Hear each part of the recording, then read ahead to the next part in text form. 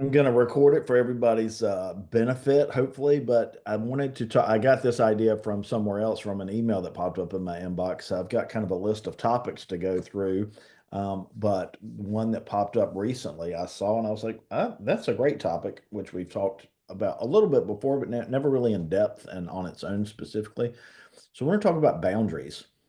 And I think it's really um, boundaries in real estate can really applied to you differently depending on where you are in real estate. So for those of us who have been in the business a little bit longer, when I first started, it was, a reply to every message instantly.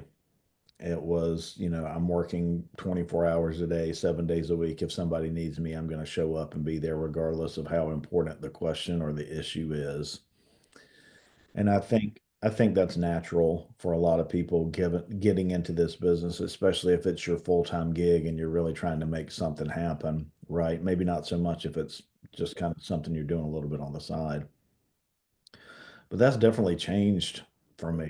And it's been like 10 and a half years now, so understandably, I think it would change. But I definitely don't put all those fires out right away anymore like I used to, and I'm definitely not as available anymore.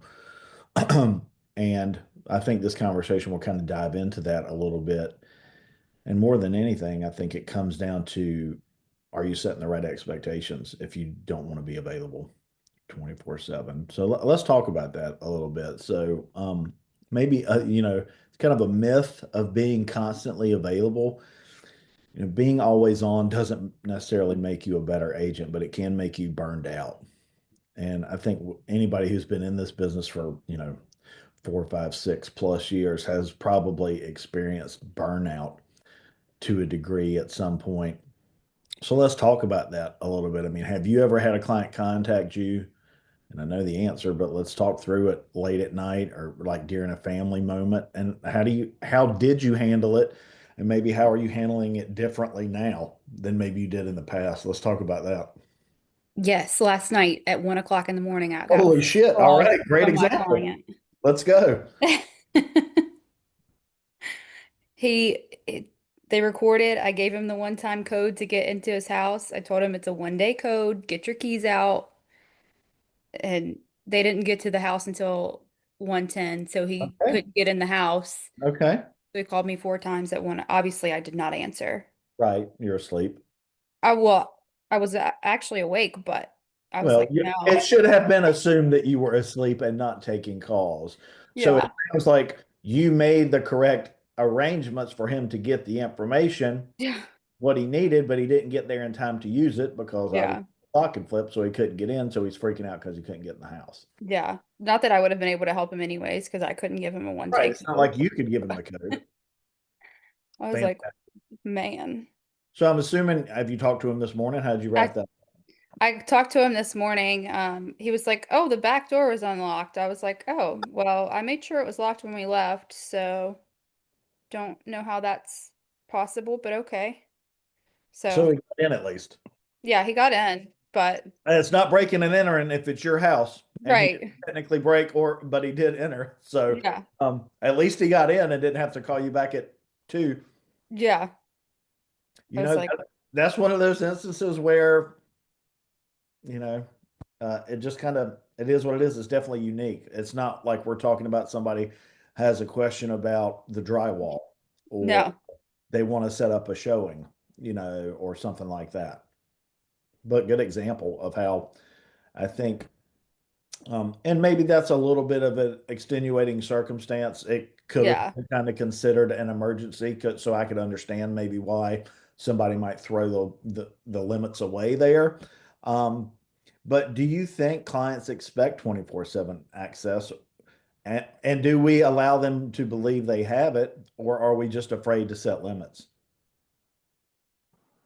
I'll tell you, when I first got started, one of the hardest things, because you're a yes man, right? You're going to follow the money. You want to show, like you just said, that you're available for her. And I remember I was at the dinner table and Andrew was like, really? Right now, right this second. Is somebody dying? Yeah. He's like, what's going to change in half an hour?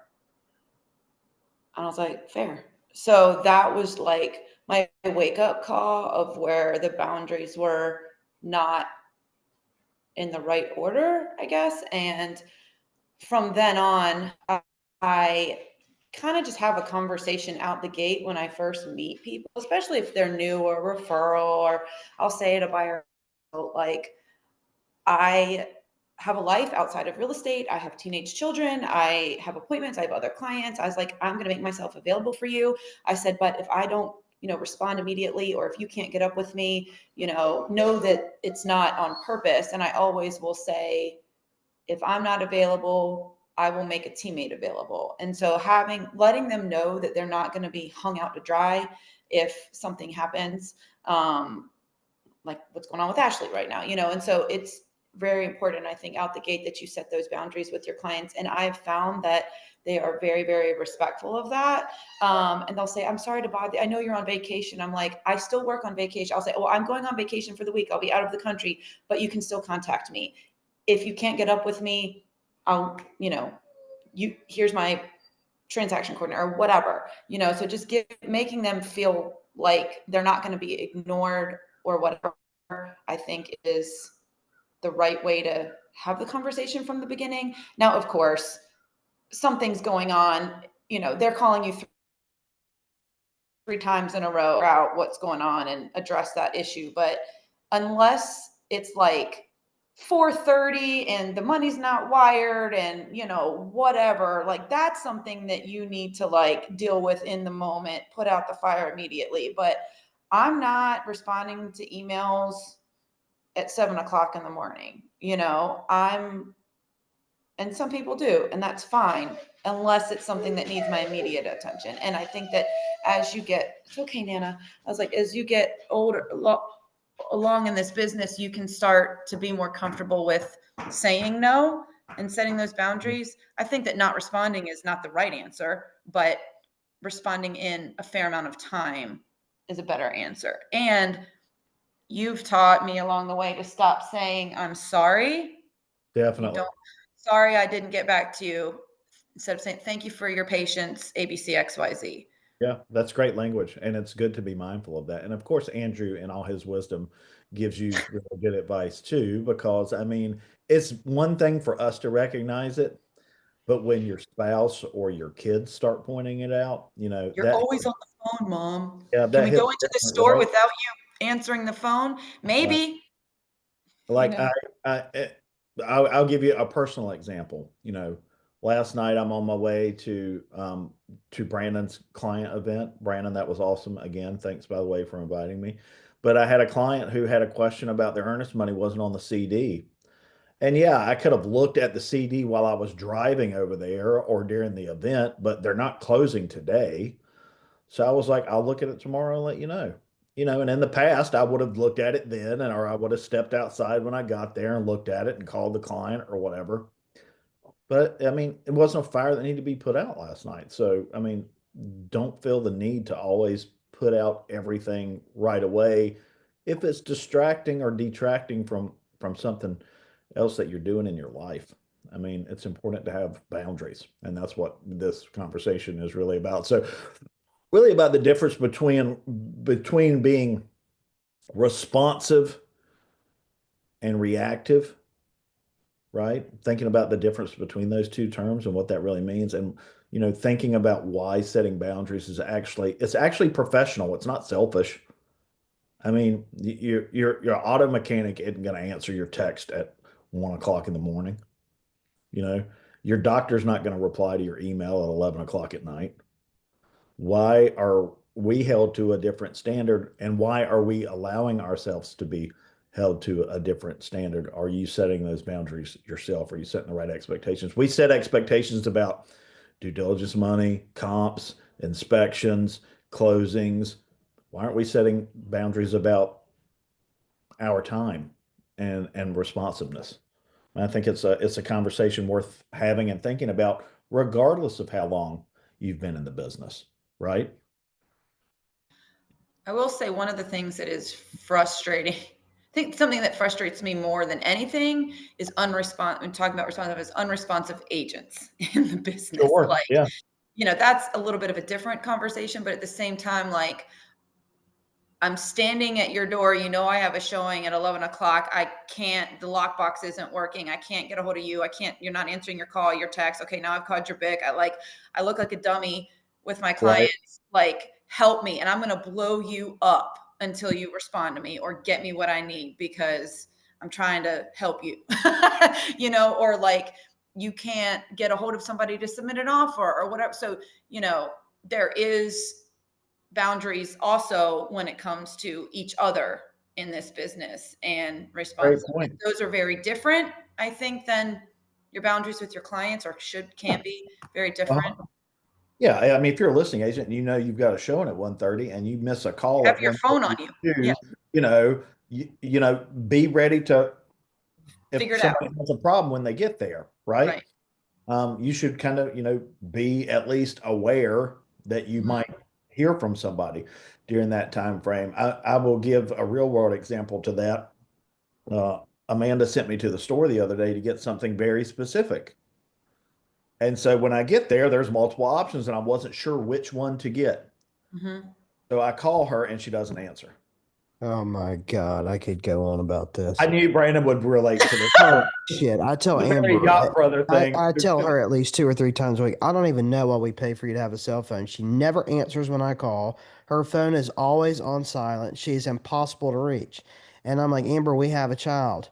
If I need to get a hold of you, I can't do it because you never answer the phone.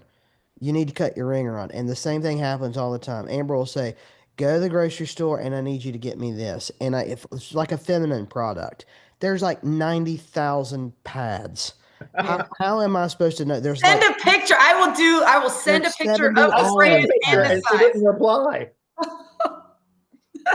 I texted the picture first and then I called. But I mean, hey, one thing, Amber would make an amazing listing agent since she doesn't answer the phone. So if the pharmacy thing ever doesn't work out.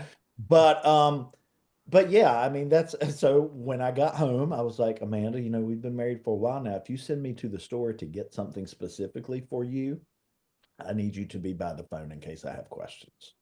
Fair. So, and That's we hilarious. we had a nice laugh about it, but hey, I mean it's kind of funny. Um, let's talk about what happens when you don't set boundaries. So obviously, I think you're gonna have higher stress. Mhm. What happens when you react without thinking too much, which we've all probably done? You're going to be more inclined to make more mistakes because you're taking less time to really think and strategize about Yeah. action, right? Yeah. Either you fill out the blank wrong, or maybe you answer the question really incorrectly or not the best way that you could because you weren't really thinking about it. You were just responding to get it to check the box, for lack of a better term. What's something you've missed or sacrificed because of poor work-life boundaries?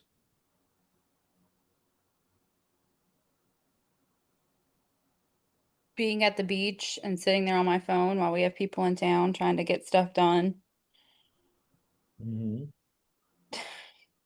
Being at the soccer game and a text comes in and I miss a play. Yeah, that's a good one. That's a really good one. I've done a lot of business on the sidelines for sure. I try to restrict it to when my kids aren't in. I, Same. I don't know if that makes it any better, but better than if they're in, right? Shit, I've been walking up a mountain in Arizona negotiating deals, Yeah. Yeah. you know. I mean, and a lot of this, I'm not complaining. We're just having a conversation because I've told people this for a decade now. I've gone on every field trip I've ever wanted to go on with the kids because my schedule allows and I can manage my schedule.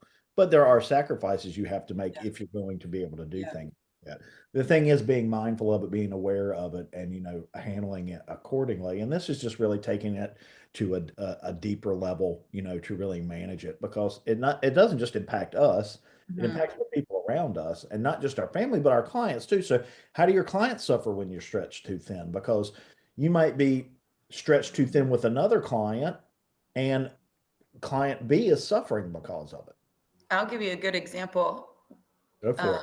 I have a friend who that that deal I just closed in Curie, that big the, with the pool and everything. Anyway, she's a soccer mom. Her daughter and my daughter played soccer together, and she texted me we stayed in touch for a while. She texted me after she left the open house and was like, I want you to be my agent. I just went to this open house, blah, blah, blah. And I was like, in my head, I'm like, I know she has bought and sold with this other agent. Like, what in the world? Like, why is she calling me? I'm like, yes, I'm glad to help, but something must have happened. So I would just had to make clear, I had to just verify that she wasn't working with her. And I was like, why? I mean, of course, Brittany, I'm going to help you. I was like, but just curious. I know that you've got a really good relationship with your agent that's helped you in the past. I'm curious as to why you're not reaching out to her. She's like, Janine, seems like she's just too busy for me. And I Well, was like, okay, well, she owns a firm and she does a lot of field work, but she's also a BIC and very busy and has a lot of other things that she's doing. And so while it seems like she's a good agent, her client, I mean, it's a $900,000 deal that I got with her, so she just got uncomfortable because she thought that that agent was too busy for her. So you do need to, while you make every client feel like they're their only client, there's this fine line of like, yes, I'm busy, but I'm never too busy for you. And if you feel like you just don't want to put off the impression that you got too much going on, that your people can't count on you. yeah, I mean, that's completely legitimate, and I can And when understand. you get busy in this business, when you have 6 deals at one time, 5 deals at one time, it is very easy for things to fall through the cracks. That's why like April's so important, making sure that you have your checklist and your timelines and I'll send an email to April every so often. Here's all the deals. Here's what we got going on. What am I missing? And so I think that just having that accountability, because God forbid you thought a closing was one day when it was in fact another day, or you missed a DD deadline or Right. whatever. So you do have to be able to set those boundaries for yourself so that you can be better an agent for you and your people. That's a great example. I'll share an experience from myself. The busiest I've ever been was like 2 months before I started the Oceania Realty. I had 14 clients under contract at one time. Wow. And I had one particular client who was a past client that was looking for another property. And she was way too demanding of my time, like way too demanding. Also, I'm not sure that she was completely okay. But she basically said, you're not available enough. Mm. And I said to her, I said, I talk to you more than collectively than the 14 people I have under contract right now. I just can't do this anymore. I'm not the right agent for you anymore Mm. because I just couldn't be there for her. And another point that I wanted to make was that is emotional exhaustion, and Yeah. it causes loss of joy in the job. And I really Yeah. enjoy this job, and I get a lot of joy out of helping people, make a huge decision. And if you've got someone, and maybe it's not one person, maybe it's not because of them, it's because of what you're allowing to happen, that's robbing you of that joy, then you need to take a step back Yeah. and make a decision. And obviously, it's easier to do something like that when you're really busy and you're not super concerned about where the next deal Mm-hmm. is going to come from, because you've Mm-hmm. done it long enough that you trust the process. But still, it's something to be aware of, and especially for agents who haven't been doing it as long. I mean, that's a goal you want to get to. And we've talked about this before, like not necessarily in this instance, but being able to say to a client, you know what, nah, I'm not the right one for you. And I'm not going to drive my ass all over creation. I had a client one time while I was very new, and I showed her, God bless, everything from Leland to I don't even know where. And every time I showed her a house, there's one more thing that was a deal breaker. I'm like, well, you didn't tell me a fireplace was a deal breaker. I wouldn't have driven an hour out to Leland and show you this house. And so and I was like, I was too new to put 2 and 2 together, because I was like, okay, I'll stick with her. I got her pre-approved. I'm showing her a house. She's under agency. She's just difficult and she's just picky. That Yeah. girl was never going to buy a house from me. right? And so I eventually told her, I was like, I don't even remember what her name was. Like, this is, I'm here to help you. I'm committed my time to help you. We're not in this business to just see homes. I said, and so I had to professionally say, Yeah. I'm not the right agent for you. And then of course she comes back and sends a nasty email to you. But I mean, it's fine. Those are the people that you probably shouldn't have worked with in the first place. But sometimes you don't have that feeling right away, especially when you're brand new and you want every deal that comes your way. So Yeah. I would say, if you have a gut feeling that these people just are not going to be a good fit, it's okay to say no. I'm not the right fit for every buyer, and every buyer is not the right fit for me or seller. And Of course. you have to And learn to I be mean, okay and with that. honestly, this is a whole nother conversation we can extrapolate on, Yeah. something like that. And um, that's another really, really good example. Well, let's talk about like, so how do you set boundaries without losing clients, right? Yeah. Like, so think about it this way. It's not about being unavailable. Right. It's about communicating when and how you are available. Now, I can remember, especially when I was, again, younger in the business, you call an agent at 6:30 because you showed their house at 4:30 and now you've got some questions after your client's kind of debriefed a little bit. And what's the voicemail say? Well, I only answer phone calls between 9 and 6 Monday through Thursday, and I'll return every other call, in the other window or whatever. You're doing your sellers a disservice if you do Well, that. and you know what? I agree to a point, but the thing that they're trying to do is set those boundaries, which, in hindsight, you have to respect a little bit. Now, I'm never going to leave that on my voicemail that I only return Yeah. calls between X and Y, because there's always going to be an instance when you got to return that fucking phone call, right? But so I wouldn't go that far to say that much, because there's always going to be an instance, but you can't let everything be that instance. And so I respect, in hindsight now, trying to set those boundaries a little bit more. Um, and I think that's something you need to think about doing with your clients. Hey, I'm going to respond to you as soon as I can, but also kind of depending on how urgent it is. You know, Yeah. if you got a question about the house we're going to see next Monday and it's Wednesday, well, then I don't need to answer your question at 11 o'clock Wednesday night. True. Answer your question at 10 o'clock Thursday morning. There's a very, very, very, very successful agent in the Jacksonville, Owensville County area. And I mean, she's probably already closed 40 deals for the year. And I'm like, she's been in the business a minute, but not like 15 years or anything like that. And I'm like, okay, this girl, she's a military spouse. She's got small kids. Like, how is she doing and how is she so successful? She says she turns it off 3 o'clock. She's a mom and that's it. Picks her kids up from school, does her stuff. So she specifically structures her schedule to where she's the mom and she's the real estate agent, but she's 100% present. I'm sure there's always extenuating circumstances all along the way, but for the most part, she structures her schedule to where she's always in line for pickup and she's, at home, all the things. So time management.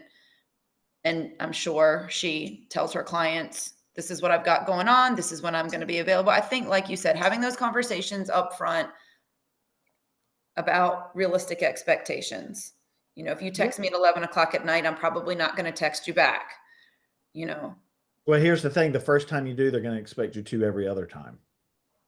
Yeah, So you exactly. have, you Give have an to inch, take a yard. You Yeah. have to be mindful of that. I mean, I Yeah. don't know who this agent is, and it's really not relevant, but we talk a lot about time management and blocking your calendar and making sure that you're controlling it and not letting it control you. Sounds like she beats her calendar's ass every day, and that's fantastic. Yeah, That's she's what you great. should do. It's like, okay, we've got one team meeting every week at 10 o'clock on Thursdays. Are you going to show up and participate so you can get something from it?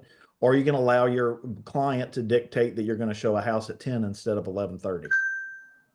What's important to you, and what are you trying to get out of what you're offered.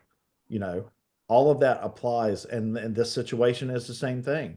Do you want to get something out of this meeting, so you're going to make sure that you have the opportunity to participate in it?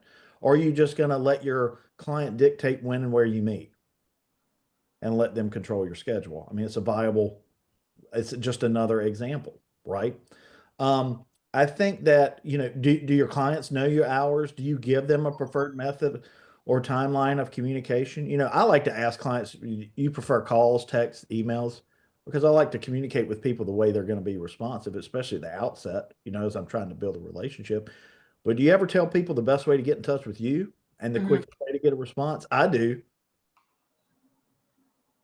I'd be like, I've got my phone with me all of the time, but I can't always pick it up. So, and I'm often with other people. So if you want a quick response, the quickest way is to text me because I can interact with you quickest that way. Mhm. Or are you telling people that? Mhm. Steve, you What you unmuted. just, Yeah. what you just said is pretty much exactly what I've started telling people right off the bat. Hey, my phone is always on. I'm not always available though, so shoot me a text message. It's easier for me to respond, even if you know out of sorts at the moment. I can get back to you quicker on a text than having to answer a call. If I'm out with somebody, I'm not necessarily going to be able to answer your call. So shoot me a text. If it needs a call, I'll give you a call back when I get a chance. Exactly. And Yeah, that's setting expectations, right? And it sounds simple, but I think a lot of people don't do it, or they take for granted that people are, assuming that's the case without ever having a 20-second discussion about it. I remember she did a deal and she was like, I never talked to that agent on the phone, not once the whole deal. Not one I'm like, time. Yeah. how the hell? How the hell? How the hell? Yeah, I still like up until the closing table, I was like, I don't know. I guess we're good. We'll see what happens. She I just never once answered the phone. That's So wild. I I mean, mean, not thinking about every it, maybe I've done that conversation, too for someone. I don't remember. not every conversation can be a text message, in my opinion. No, you're 100% right. The Yeah. flip side of that coin is you don't have to call me and talk for 15 minutes every time I ask to, confirm if it's septic or not, Truth. right? Because some agents are that way. I had clients interested in a property and I called to ask one question. And 15 minutes later, the list agent is still trying to sell me the property. And I'm like, I'll let you know. yeah, relax. It's not my decision. I appreciate it. Yes. So, boundaries can apply to a lot of things, Truth. right? And the it, the best way to learn in this business is to interact with other agents and with clients, Agents. right? yeah. It's like I'm And not a person who talks on the phone. Like I mean I call my clients and stuff, but I'm not like I couldn't tell you the last time I picked up the phone and called one of my friends and like had a conversation. So I'm not one of those people who's like gonna call and have a whole conversation with somebody. If I'm calling you, I want to answer and then I'm like, all right, thanks, bye. Yeah, let's Like get to the point. And I mean, that's generational. yes. It's also very personal. It's about your Yes. own approach to things too. So I think it's important that professionally, even if that's not our preference, we make ourselves available to our clients and the agent working on the other side as necessary, even if we don't like to do that because it's our job. You don't always like every aspect about your job. So you can't just like force people to communicate the way you want to communicate. Mhm. At the same time, setting expectations is important. And like I always say, you want to captain the ship or you want to be a passenger. I mean, get out front and set the expectation first, and a lot of people will follow your lead. Think about it. You don't have to answer everything personally and instantly. Right. There are automated systems out there. I've never used things like this, but it's very prevalent. Calendly, I'm sure you've all made an appointment with somebody with Calendly at some point where it's like it connects to your calendar and you can click a day and see the times that are available for a time slot.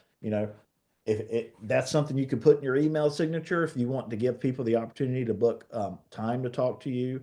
Of course, we've got voicemail, but there are I know that there are other agents that use different phone numbers that aren't their personal phone number that can route to your phone if you don't want the whole world to have your personal phone number. You know, that there are different ways to kind of separate that. I mean, we have the buying and selling guide to help explain a lot of things about that. And then on the other end of the transaction, there are several documents that I've prepared with April that answer a lot of questions about next steps, et cetera, that she sends out to clients once they're under contract to kind of set some expectations.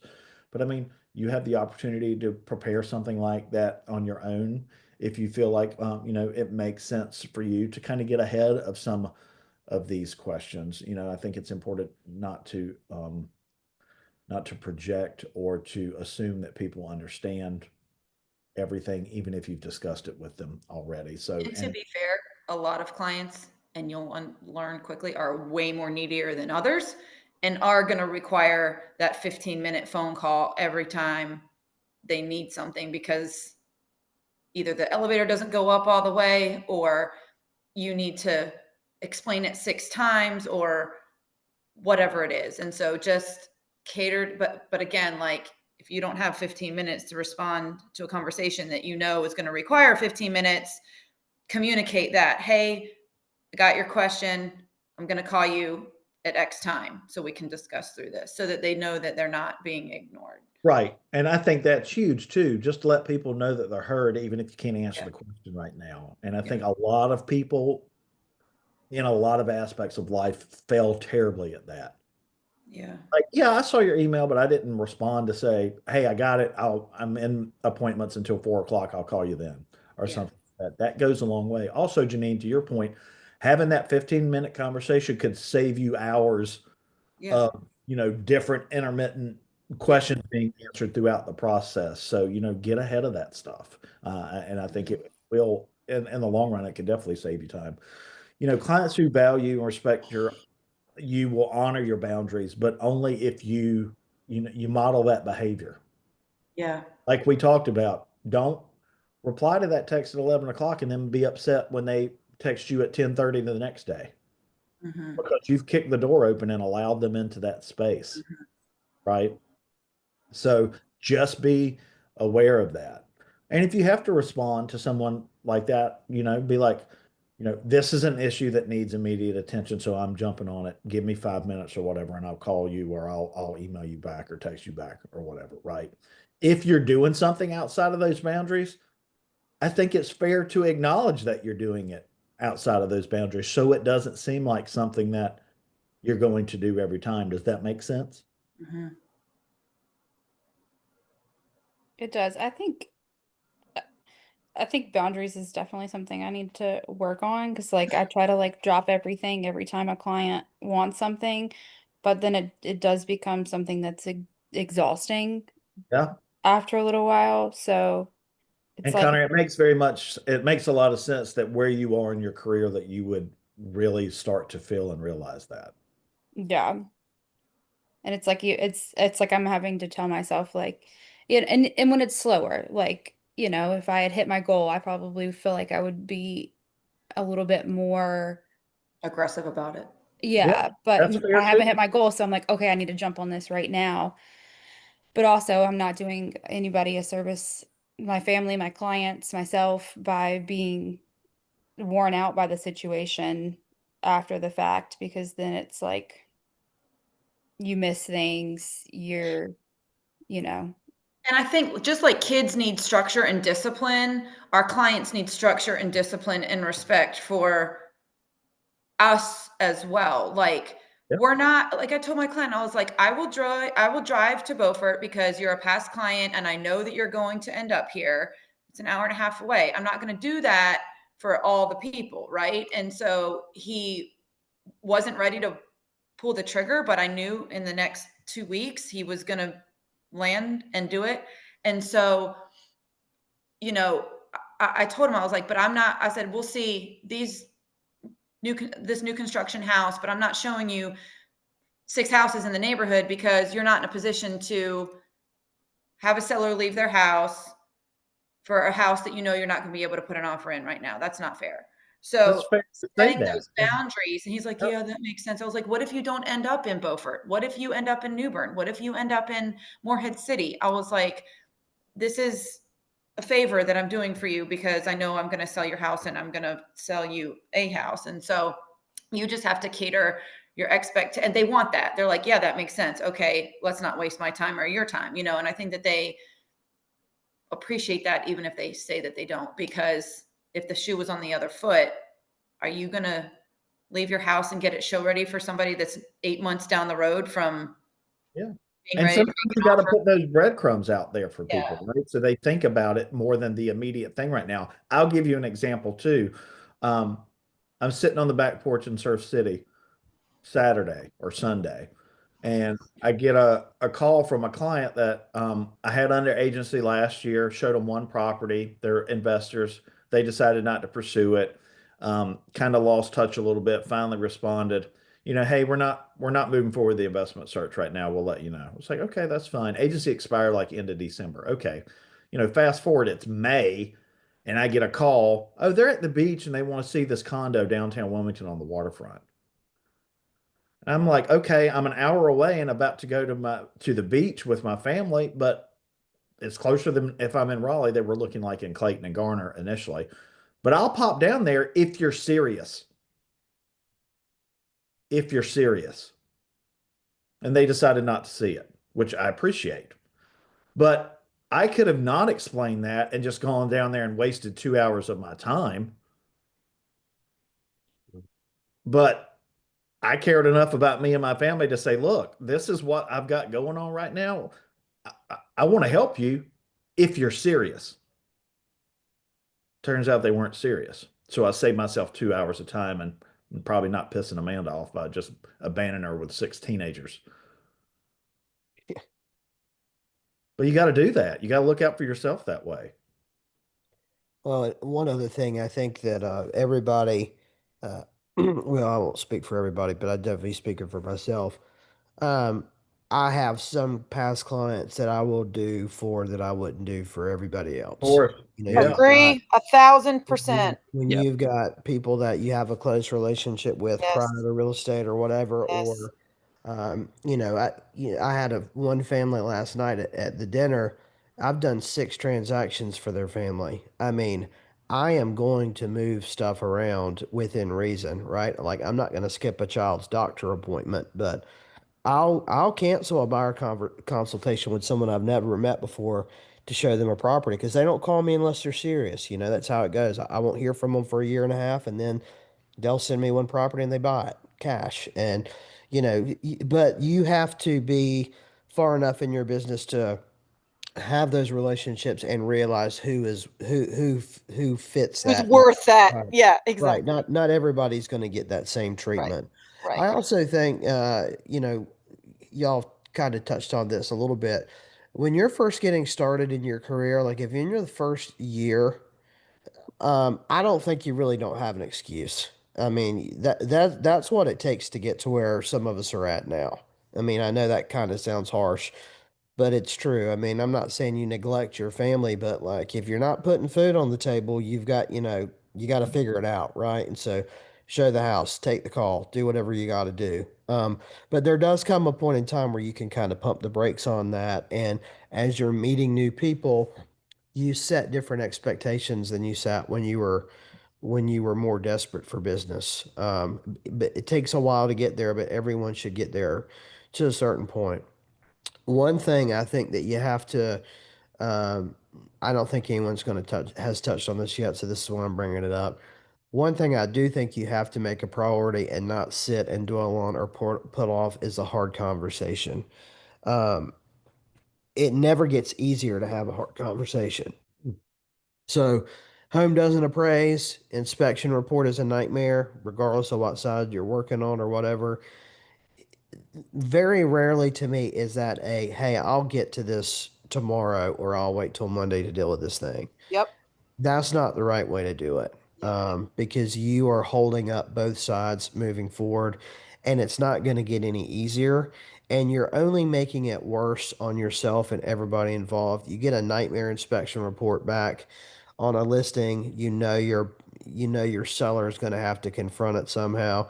If you get that on Wednesday and you don't address it with your client until the following Monday, well, you've just lost 5 days. The other side is going to hate your guts, and you've lost time to figure out a way to make the deal work or do whatever it is that you have to do. So the hard conversations never get easier. You just have to rip the band-aid off and have those as quickly as you can. I think that's a really good point, because, like you said, we don't know. We're all in this for the same outcome, and dicking around isn't going to get us the same outcome. Yeah, I mean, this isn't a business for timid or thin-skinned people. Yeah. We're going to have hard conversations. Yeah. Of course, you want to take some time to reflect on how you're going to approach the conversation before you have it, not just jump right into it. But to Brandon's point, you definitely don't wait days to have a serious conversation. Another point I wanted to just touch on that Brandon made is, you're going to set other things aside for those repeat clients because you're serious. I would also say the flip side of that coin is, like you said, they're only going to come to you because they're serious, and they're Yeah. not going to waste your time, and they're Yeah. not going to expect you to jump on something at Yes. 11:30 at night too, because you've already, had experience working with them and they understand kind of how you approach things, etc. As we're wrapping up, another point I wanted to talk about is we talked last week about personal branding, right? Are you branding yourself as someone who would be perceived to be too busy to work with? Like Janine was talking about earlier with the other agent, like they were perceived to be too busy for her client to work with, so they came to Janine, right? Are you putting off that kind of vibe? Because it's really cool to look busy, but what if people think you're too busy? Yeah. Or maybe it's cool to talk about real estate all the time, but maybe they think that's all you talk about. So this person is only that. I don't want to work with someone who's that buttoned up, right? My clients will always say to me, how's it going? How's business? How's family? How's work? And I'll be honest with them. I'm like, I'm never going to say business sucks, this job is a pain. I'll be like, I'm not going crazy right now. Things are a little slow, but it's all good. I always got time for you. You always want to be positive about it, no Yes, matter what the positive is important. situation is. Or business is really good. I got 6 listings active right now, or whatever it is. But always make sure that they know that you have, just like when you go into the exam room and the doctor needs to make you feel like they don't have 6 other people waiting to see them. Right. Janine, I got this question probably 20 times last night, probably 60 times over the last month. And I always say the same thing when people say, well, how's everything? It looks like you're busy. It seems like the housing market's slow, but it looks like you're busy. I say the same thing every time. I Mm-hmm. don't care what the economy's like. People are always getting married, getting divorced, Yep. having kids, mom's moving in, kids moving out, whatever it is. I stay busy. People know I'm available. Yep. And, I really think that y'all have all heard me say this. I think most agents use the market conditions as an excuse for them to not work because they just don't want to work. Yeah. Obviously, not everybody is doing that, but I think a lot of people, that's their excuse for not doing business. But people want to work with someone that they perceive as being busy because they perceive you being good if you're busy. So, you certainly don't want to say, well, the economy's in the shitter. Well, No, I was don't thinking say about that. selling my house and buying something else, but now that my trusted real estate advisor told me the world's coming to a screeching halt, maybe I'll rethink that, Yeah, right? exactly. You're your You can have, enemy. you got to cater your conversations to the situation, right? You got a house that's not moving, that, you've done everything. Yeah. Show the data. There's a lot of inventory, rates are high. That conversation is warranted. But when somebody says, how are you doing? I'm slow because people are scared to buy. That's probably not the best response. Yeah. No, definitely not. Yeah. Definitely not. All right. Well, as we wrap up, a couple of questions just to think about, okay? What's a new boundary you're going to set this week? Okay. Because none of this matters if we don't act on it, right? I Yep. mean, it's great to talk about it for an hour, but if you're not going to do anything with it, what's the freaking point? Um, what's the new boundary you're going to set this week? How are you going to communicate it clearly to your clients, so they understand? And what's one thing you'll stop doing after hours? Hmm.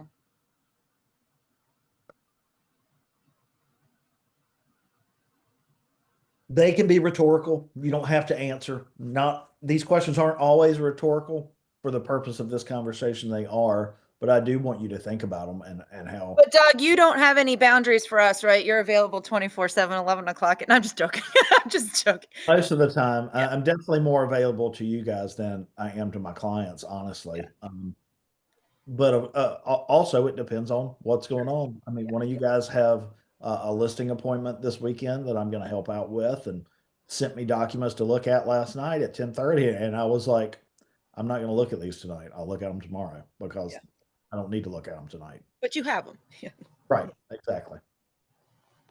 So, But yeah, I think that one of the best things about being on a team is you learn how to be successful in your business and what maybe you shouldn't be doing with your business anymore. And quite honestly, what works for Brandon is not going to work for me because I just am not that meticulous and I'm not that organized. I do want to be like that a little bit more and I could probably be a little bit more successful, but like there's not a one size fits all for everybody. But I think that having each other available for each other, like I told Connor, I was like, listen, I'm going out of town. I'm going to be gone this day to this day. If something comes up and I'm in a bind, can you pinch hit for me? So I think that just being available for each other is really important. 100%. I mean, like in what was it, June? June. Or oh, we're not in June yet. April. I don't know. Whenever I was gone Almost. a couple weekends in a row, like I could not have done that without our team. But I had some unforeseen circumstances come up, and I reached out to Janine and Ellen and was like, "Hey, I'll be out if something comes up. Can I, And they were happy to do so. So it's great we have a team that, is able to kind of jump in and help when needed. So, but I probably won't be have as many boundaries as you guys because, I need to build my business still, but it That's definitely, fair. It's okay to say that. yeah. It is. But I also, need to do, set it up where it's like, okay, don't respond to that text message at 10:30 at night because what their utility company is for when they're closing in 3 weeks is not Right. important. Doesn't matter. Yeah, Don't need to- Connor, both things can be true at the same time. You being Yep. earlier in your business and doing stuff that other people can't or won't or don't need to do right now, that's not a negative against you. 100%. We just longer in the tooth, so we've already been through that phase, and eventually you'll get out of it too. Having said that, if you're showing a property tomorrow and someone texts you tonight at 11:55 and says, "Hey, by chance, do you know how old the roof is on this house we're seeing tomorrow?" You don't need to reply until tomorrow morning. They're not going to have the roof replaced at midnight, regardless of the age. It makes Right. no bearing. And you can text them at 8 or 9 o'clock in the morning, and if that rules it out, then so be it. But you didn't need to stop watching ER or whatever to do that. You can handle that later. Yeah.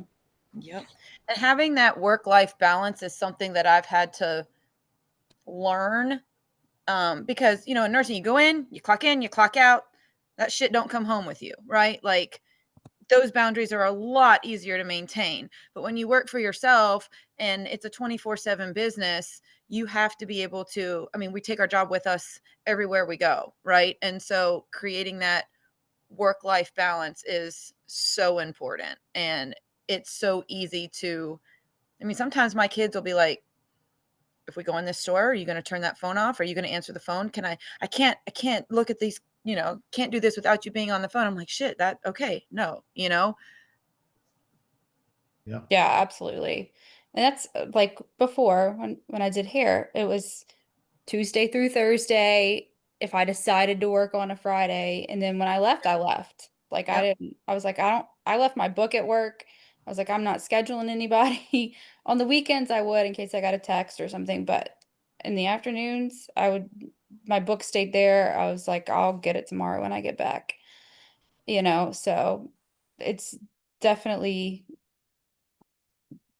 been a change, but I mean, it's like I have a client and they keep wanting to see houses and then they said, "Okay, we were going to renew our lease."